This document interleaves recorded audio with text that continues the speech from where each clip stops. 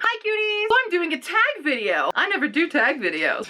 We're gonna start doing those. So today we're gonna be doing the mid-year freakout tag, which is something booktubers do, where we talk about all the books that we read so far this year. Well, not all of them, obviously. We're gonna talk about like 15 of them. There are 13 questions on this list. So without further ado, let's talk about books. This is my books I've read shelf. The first question is, what is the best book you have read so far this year?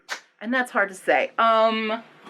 I think it does have its own place of glory. I'm gonna go with Carry On by Rainbow Rowell. I adored this. Basically Harry Potter satire, and I love it. I have two runners up, which are The Night Circus by Erin Morgenstern and The Disasters by M.K. England. Very different books, but very good. Favorite sequel you've read this year? I have not read many sequels, but I will go with The Rose Society by Marie Lu. This is the sequel to the Young Elites trilogy. I liked it the best because it's where our main character not only gathers her band, people that will help her raise her to power. It's such a turning point second book, which is what second books really should be. It did not suffer from sequel syndrome at all. Number 3 is not a book that I've read. It's a new release that you want to read but haven't gotten to yet. I gotta go to my other shelves. I literally just bought this book today because a friend of mine gave me a gift card for Barnes & Noble for my birthday. So I bought Stormcrow by Kaylin Josephson. I've heard a lot about this prior. I was waiting for it to release. Very excited to read this because this is my aesthetic. I love crows.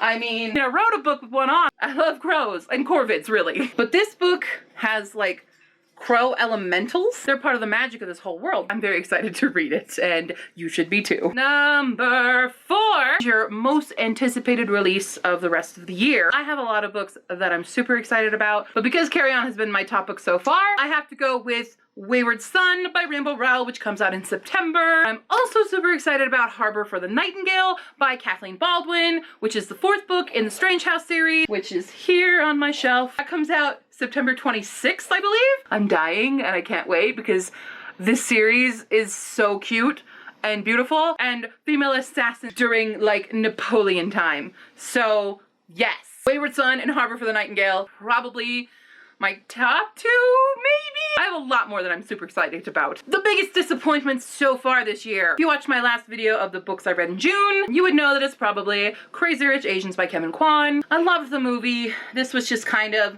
a little bit of a letdown. We've got the biggest surprise for the year. Man, I've had a lot of good surprises, but I think I will go Seventh Daughter by Ronnie Seagrin. This was during March of the Indies. Because the same publisher had another book that was absolutely awful, I did not have high hopes for this one, but it was so good. I highly recommend getting a copy. I really want a sequel. I don't know if we're going to get one because I can't find any information about the sequel, Seventh Son. This was so good. It was so nostalgic of old adventure movies in South America, and kind of witchy and spoopy, and there was, you know, horror aspects, there was mystery aspects. I really think this book should have gone to a better publisher and gotten a better cover.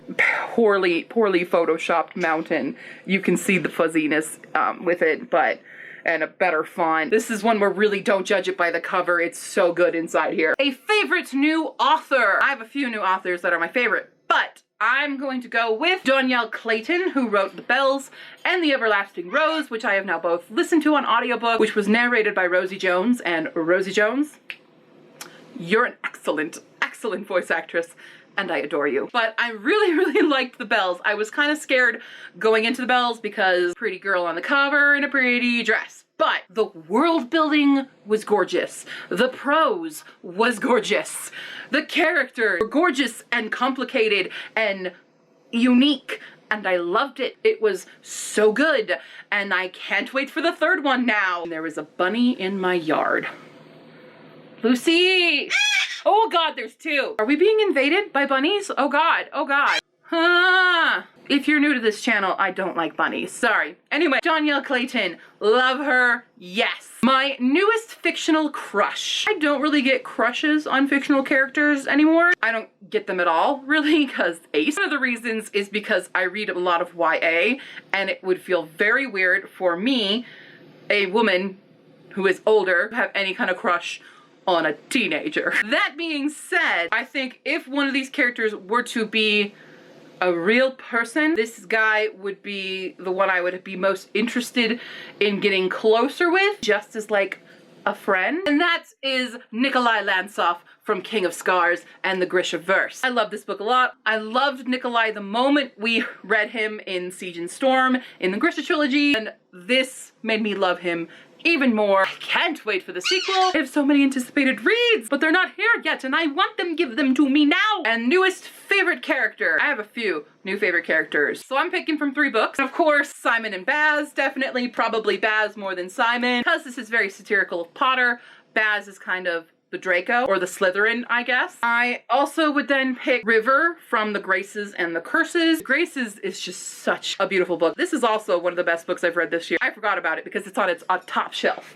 It's got top shelf glory. I really liked River's whole journey. Her whole character arc was just amazing. Definitely need to read these books. They're really good. And we already talked about this book once, but the entire cast of the Disasters, the 5-man crew, basically. I loved their misfit and mismatched dynamic, the diversity in them, the humor between them, the drama. If there was a question was like, which is your favorite ensemble cast? It would be Disasters. A book that made you cry definitely was The Light Between Worlds by Laura E. Weymouth. It's so emotional. It touches on very sensitive subjects. It's very hard not to get choked up while reading this book. If you want a good cry book, read that one. And a book that made you happy. I had so many, actually. Geekerella, Broyles, Love a la Mode, just too cute. And I can't think about them without smiling because they're adorable. If you need a story that will cheer you up and give you all the good happy feels, any of those will do it. The most beautiful book you have bought this year. I've bought a lot of beautiful books this year. Graces, for sure. Night Circus, for sure, of the books that I've read. I have bought a lot more beautiful books, but we're gonna go with just the ones that I've read. Definitely these 2, although Hazelwood is also obviously a super beautiful book. We're at the last one! The books you need to read the most by the end of the year. All those shelves.